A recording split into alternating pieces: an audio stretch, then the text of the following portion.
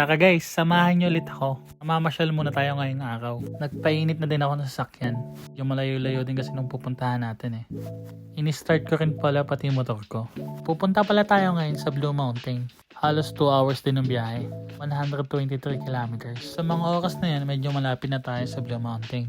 Sobrang foggy nga ng daan eh. Buti na lang wala masyadong sasakyan nakasabay.